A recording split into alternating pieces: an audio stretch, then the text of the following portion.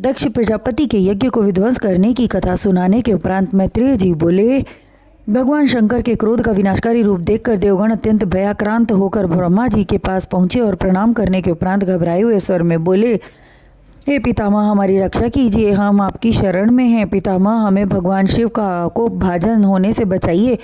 ब्रह्मा जी गंभीर वाणी में बोले, हे देवगण, सामर्थ्यवान पुरुष से यदि कोई दोष जनित कार्य हो जाता है फिर भी उसकी उपेक्षा नहीं की जाती, और आप लोगों ने परम तेजस्वी अनंत फलदाता देवों के देव देवाधिदेव महादेव शंकर को यज्ञ में उनका भाग न देकर घोर अपराध किया है, घोर अपराध के तुल्य कार्य किया है और सती को अपमानित कर उसे प्राण त्यागने पर विवश कर दिया।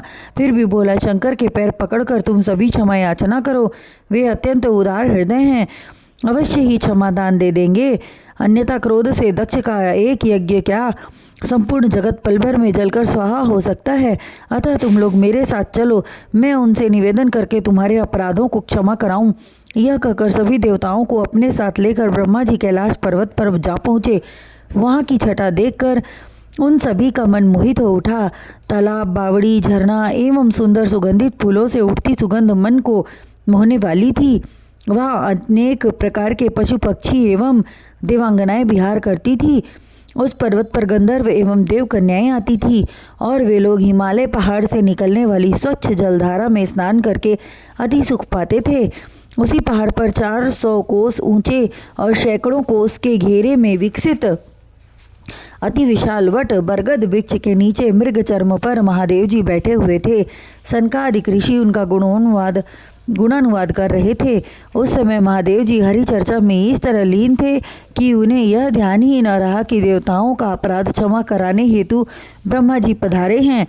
उनके सन्मुख पहुंचकर ब्रह्मा सहित अन्य सभी देवताओं ने उन्हें प्रणाम किया और यथा योग्य स्थान ग्रहण कर शिवजी के चारों ओर बैठ गए।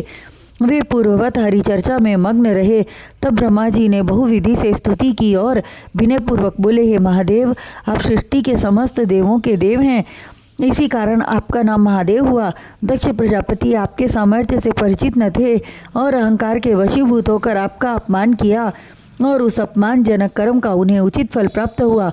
अब आप दयालु होकर दक्ष प्रजापति के अपराध को क्षमा करें तथा वीरभद्र के प्रकोप से डरे हुए देवताओं को अभय दान प्रदान करें और ऐसा आशीर्वाद दें जिससे देवताओं के टूटे हुए हाथ पैर पूर्व स्थिति को प्राप्त हों और दक्ष प्रजापति पुनः जीवित हो जाएं।